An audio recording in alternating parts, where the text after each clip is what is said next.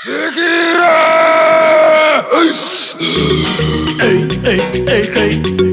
Hey, zero boy. Hey, Mbuku. Kaere munda, ichatemba nguma yakaona. Vachida kuona kaundo yemina. Avuna kusiva zero boy guna. Tamahunsi kaere. Svikiro vanhu vane bad energy. Vanenge vachitokunyaya nemaranguage.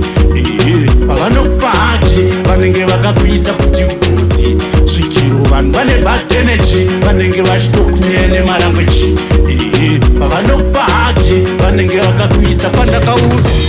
Paye pandakaudzwa, paye ndichikomekedzwa. Ndakati ndazvinzwa, saka ndichamunikidzwa.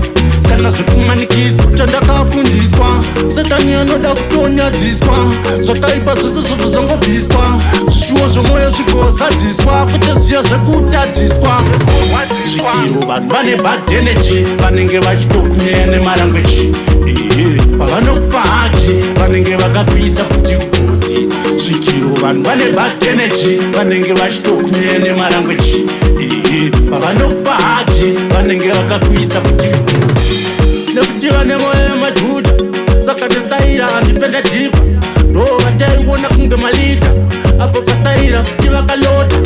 Kunzadzira ripezita, takavamisa zvechindichipa. Apa vasviba kuti pa, havachazimaketa. Zvekudhakwa vaizobva apa vasati vasita. Svikiro vanhu vane bad energy. Vanenge vachitokunyaya nemaranguage. Pavanokupa haki, vanenge vakakuisa kuti ugutsi. Svikiro vanhu vane bad energy. Vanenge vachitokunyaya nemaranguage. Pavanokupa haki, vanenge vakakuisa pandakaudzi. Paye pandakaudzwa, paye ndichikomekedzwa. Ndakati ndazvinzwa, saka ndichamunikidzwa. Kana zvekumanikidzwa, chandakafundiswa. Satani anoda kutonyadziswa. Zvakaipa zvose zvobva zvangobviswa. Zvishuwo zvomwoyo zvikozadziswa. Kwete zviya zvekutadziswa. Vane bad energy, vanenge vachitokunyaya nemaranguage. Pavanokupa haki, vanenge vakakuisa kuti ugutsi. Svikiro vanhu vane bad energy. Vanenge vachitokunyaya nemaranguage. Pavanokupa haki, vanenge vakakuisa kuti ugutsi.